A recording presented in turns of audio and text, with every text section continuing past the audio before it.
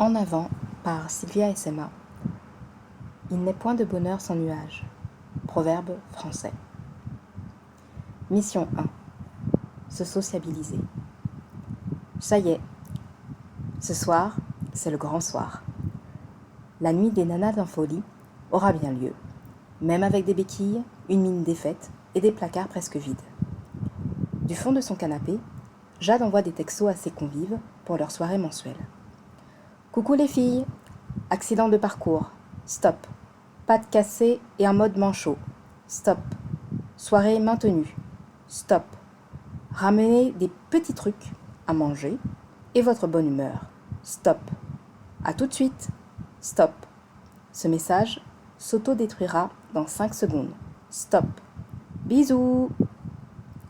Mademoiselle, je vous pose ça où ? Intervient l'ambulancier depuis la cuisine. Le téléphone de Jade se met à vibrer. C'est quoi cette histoire ? Toujours à vouloir faire son intéressante celle-là. MDR. Ok, on s'occupe de tout, t'inquiète. À toute miss, on est là dans 30 minutes. Rangez ça où vous voulez dans les placards. Ce n'est pas la place qui manque. Voilà que l'ambulancier s'attaque au rangement des médicaments et des courses de première nécessité. Après l'avoir secouru, l'avoir fait rire, avoir été complice et messager d'un éventuel amour naissant avec Gabriel, il s'improvise maintenant auxiliaire de vie sociale. Ce genre d'individu est plus que rare aujourd'hui, et Jade ne le sait que trop bien. La gentillesse est devenue une anomalie, une valeur un peu désuète, une étrangeté définissant un être quelque peu niais. Pourtant, elle voudrait se montrer reconnaissante.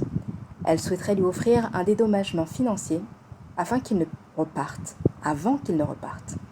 Lui donner une sorte de gratification pour sa disponibilité, son écoute et son humeur décalée. Jade distingue le grincement de la porte d'entrée pour seule réponse. Elle l'interpelle de plus belle.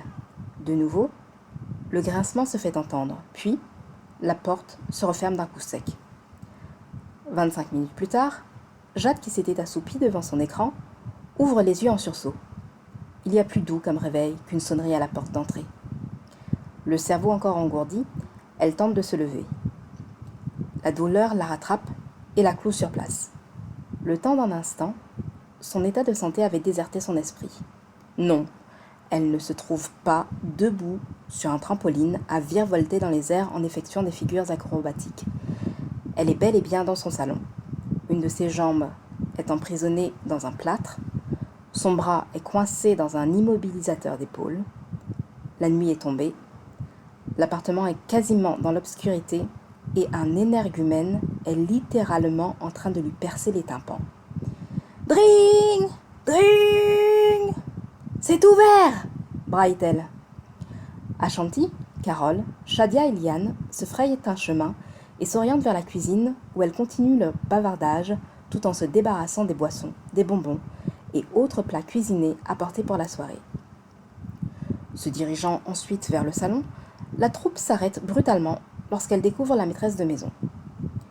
À moitié dans la pénombre, les cheveux hirsutes, les yeux bouffis par le sommeil, les lumières de l'écran qui lui éclairent le visage, une légère traînée blanche au coin de la bouche, Jade, surprise, les accueille avec un cri étouffé.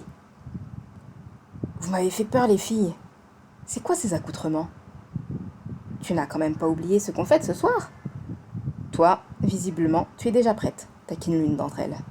Eh oh, on arrête de se foutre de moi, hein ? Menace Jade se débarrassant de son filet de bave avec le revers de sa manche. Les filles, je déclare officiellement ouverte la nuit des nanas en folie spéciale Halloween. C'est parti ! Wouhou !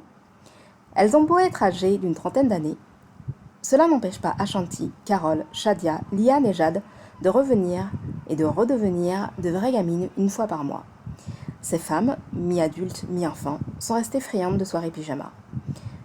Les chemises de nuit de princesse Disney ont laissé place aux nuisettes. Les chaperons qui les exhortaient à parler moins fort à compter de minuit ont disparu.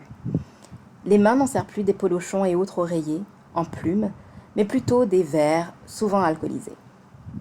Fort heureusement, les dentiers n'ont pas encore remplacé les appareils dentaires disparus.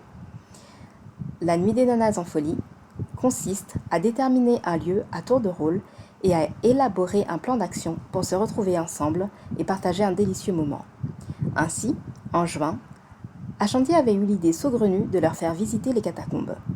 Le 14 juillet, Carole les avait reçus dans son petit appartement situé près du métro Bastille. Le week-end du 15 août, Shadia leur avait réservé une villa avec piscine dans le sud de la France. Et, en septembre, c'était au tour de Liane, qui leur avait fait découvrir un pan de ses origines à l'occasion de l'anniversaire de l'indépendance du Vietnam, célébré le 2 septembre. Ce soir-là, c'était au travers de succulents mets qu'elles avaient approché la culture maternelle de leur amie. En cette fin octobre, dans l'appartement sombre de la maîtresse de maison, la principale activité de la soirée, outre celle de s'amuser, sera de deviner qui, parmi elles, sera élue reine du meilleur costume d'Halloween.